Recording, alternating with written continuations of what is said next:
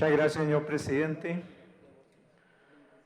Creo que este es el principio de muchos debates que tenemos que dar respecto al uso y tenencia de la tierra en Colombia. Y agradeciendo el debate que aquí se ha abierto por parte del senador Bolívar y el senador Wilson Castillo. Wilson Arias, perdón.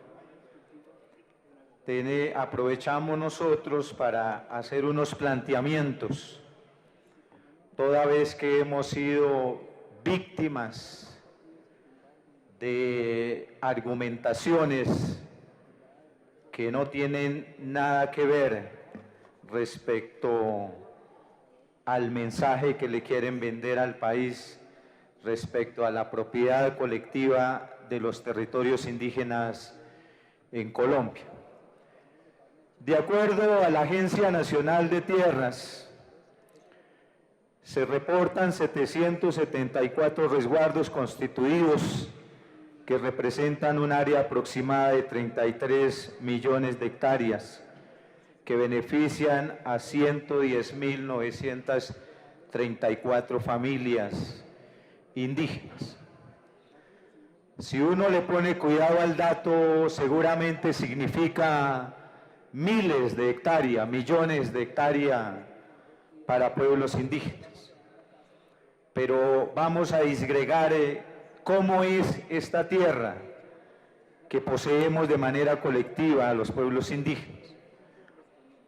El 16% son de coberturas naturales, el 1% de páramos, el 1% de humedales, el 82% de bosques húmedos, el 62% de conservación, el 1% de cuerpos de agua, el 17% de vocación agroforestal, el 1% de vocación agrícola, el 2% de vocación ganadera y el 17% absolutamente de vocación forestal. Quiere decir de que todo ese número de hectáreas de vocación agrícola y vocación ganadera, si fuera para fortalecer líneas productivas, tendríamos el 3% de tierra apta para la producción en los territorios indígenas. Este es un dato que espero que se tenga en cuenta, porque aquí nos han tildado de que ahora los indígenas somos los terratenientes, que somos improductivos, que no trabajamos la tierra, que nos hemos vuelto narcotraficantes y que nos hemos vuelto terroristas, exigiendo más tierra de la que podemos trabajar. Esto es muy importante porque muestra una realidad que el país no la conoce.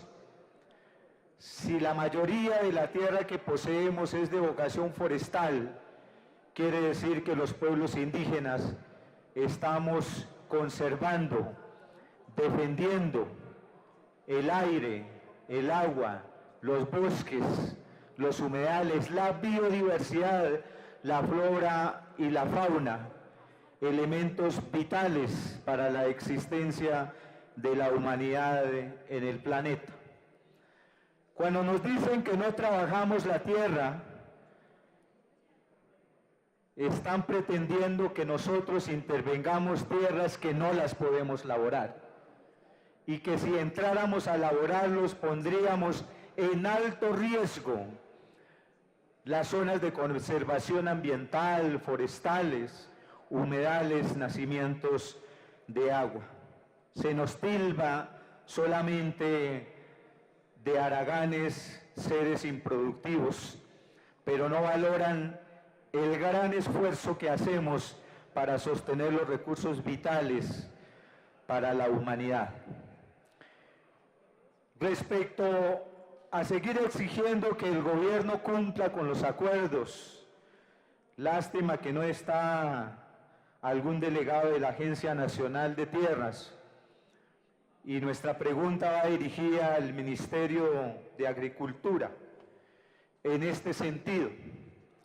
Precisamente para avanzar en ese tema de la seguridad jurídica territorial y las posibilidades de una vida digna para los pueblos indígenas, en el marco de los acuerdos hemos propuesto que de las 480 solicitudes de ampliación de resguardos proyectados para el año 2009 se cumplan. Por otro lado, en el tema de constitución de resguardos, a 15 de julio del 2009 reportamos 444 solicitudes. Asimismo, estamos reportando la protección de territorios ancestrales contemplados en el decreto 2333 firmado en el año 2014 respecto a 125 solicitudes de medidas de protección de territorios ancestrales. Asimismo, en el tema de legalización de territorios indígenas, hemos hecho 932 trámites y solicitudes de legalización, ampliación, saneamiento de resguardos. Esto hace parte de los acuerdos pactados con los gobiernos desde el año de 1986, no cumplidos hasta el momento. La pregunta es, ¿por qué estas exigencias que nosotros hemos venido pactando con el gobierno no se cumplen tal y como están establecidas y se avanza con las fronteras agrícolas en las altillanuras o en las zonas de los piedemontes andinos? ¿Por qué se avanza con los megaproyectos de la palma aceitera?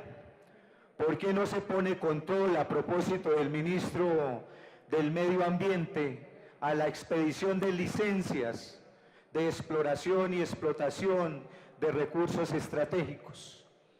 ¿Por qué no se detiene o se evalúa el gran daño ambiental y los impactos nefastos para pueblos indígenas que hacen las petroleras, que hacen las mineras, que hace el narcotráfico, que hacen poderosos sectores económicos que están interviniendo en territorios ancestrales y sagrados de los pueblos indígenas?